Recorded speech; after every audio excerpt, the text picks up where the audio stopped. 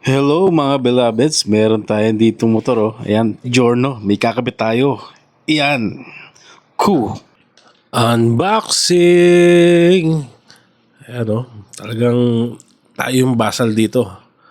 First time lahat, first time mabuksan. Ayan oh. Eto na, ayan oh, may sticker pa.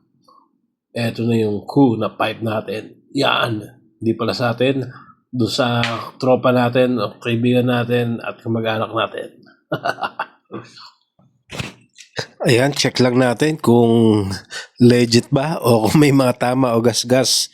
Kung kailangan ba natin soli, mukhang okay naman. Ayan o, meron pang QR code. Perfect. Ayan, check pa natin itong likod. Okay, ayan yung kabitan. Kasya yung ano dyan. Yung ating stock na dahon o cover ng pipe. Para hindi mapaso yung mga angkas natin. Ito naman yung elbow. Ayan o.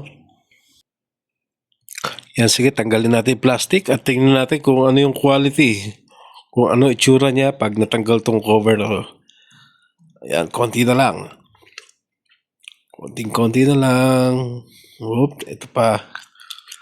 Medyo mahirap tanggalin yung plastic na nilagay Talagang ayaw nilang magasgasan basta-basta ang kanilang produkto. Ayan po, ito na yung elbow. Ayan, sige, quality check tayo. Maganda yung pagkakagawa nila. Quality talaga, magawa ng ko. Positive. Meron pang emblem tawag dito, naka welding. Double check bago nating isalpak.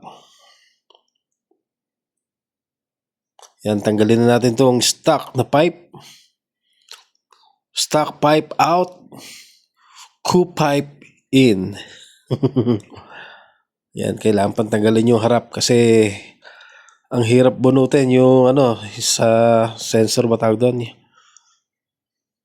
Ito na po yung pipe. Sinukat natin, yan, 3.85. Yung isa, ng stock pipe naman ay 310. Yan, para mabigat ng konti yung pipe na to. Pero hindi ko lang rin alam pakicheck na lang sa inyo. Ayan, nakakabit na natin ang ano ba to? Manhattan. Yan, paandar natin. Hindi mo natin hinigpitan to. Testing muna kung walang singaw. Yan.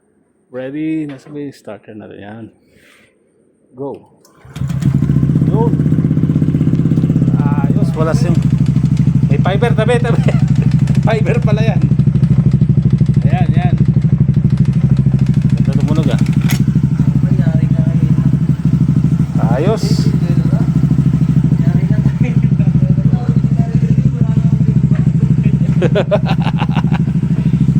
Ganda tumunog